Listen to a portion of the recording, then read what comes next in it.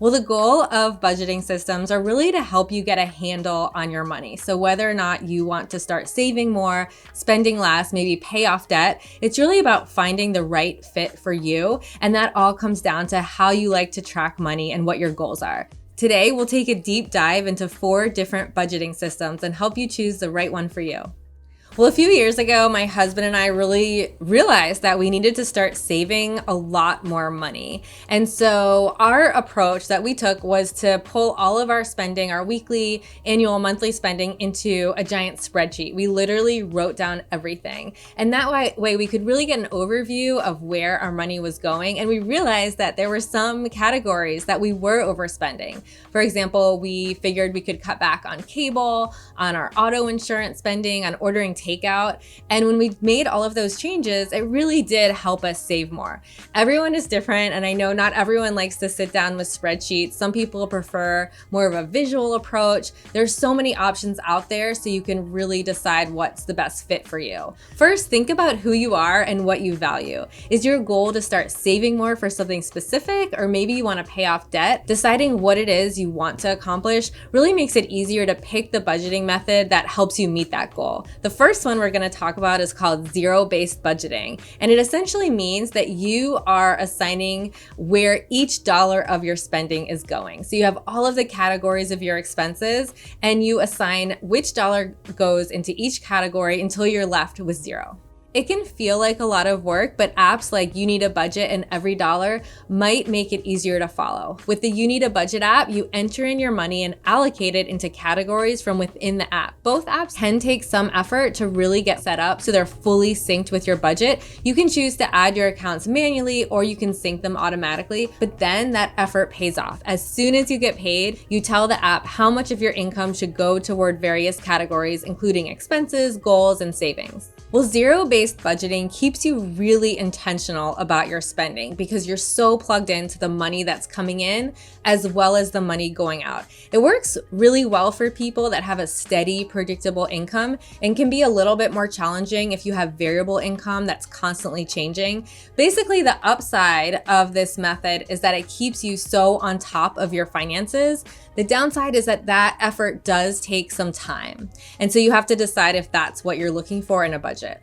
With the envelope system, it's a much more traditional approach because you are literally taking the money that you have coming in and allocating it to different envelopes. And if you don't want to do all of that paperwork, you can do it digitally. There are some apps that can help you with that. Envelopes and Good Budget apply the envelope method in an app experience. But if you go with something like Good Budget, you should know it doesn't connect your bank accounts. You manually add account balances that you can pull from your bank's website, as well as cash amounts, debt, and income. Then you assign money toward envelopes. Let's walk through an example of using the envelope system. If you take home $3,500 each month, you might put $1,750 in your needs envelope. And if you want, you could go further, separate that into food, rent, and other needs. Then $1,050 can go into your wants envelope for things like restaurant meals or movies. Once your wants envelope gets down to $50, you know that's all you have left for the month for those kinds of splurges. And $700 is in the envelope for savings and debt payments.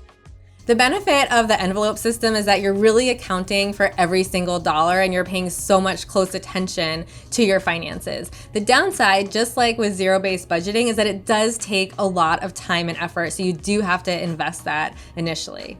With the pay yourself first method, you are not paying such close attention to every single dollar of your spending. Instead, you're focusing first on your savings. And that's the number one priority. You're setting money aside for your savings goals, whether or not that's retirement, college savings, an emergency fund. And then after you take care of that, then you turn your attention to your everyday expenses.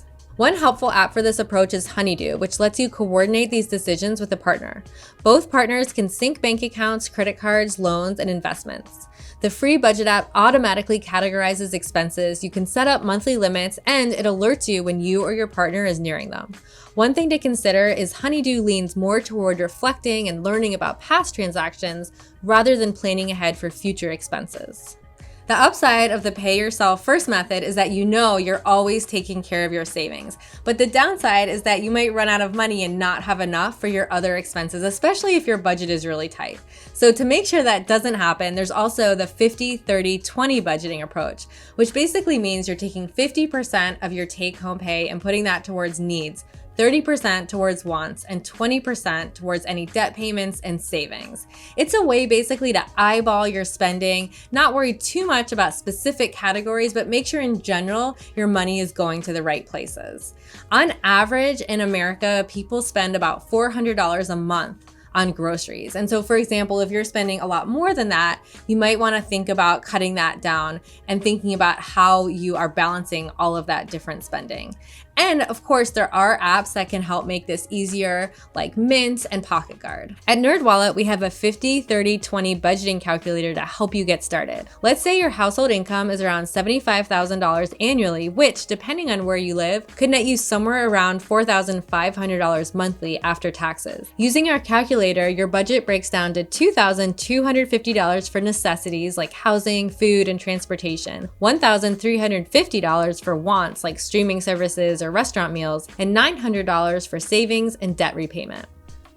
In many ways, that 20% is the most important chunk because that's all about your savings. And you can achieve that through an employer-sponsored retirement plan, automated savings that come right out of your paycheck. Once you take care of that, then you have the rest, the 80%, which really typically breaks down into the 50% and the 30%, but it's also up to you. And you might need to adjust that depending on where you live. For example, some people live in areas that have very high housing costs. And then you can allocate a greater portion of your spending toward housing expenses, for example. NerdWallet has a helpful budget planner worksheet that can help you look at your current spending and see how it compares to a 50-30-20 budget.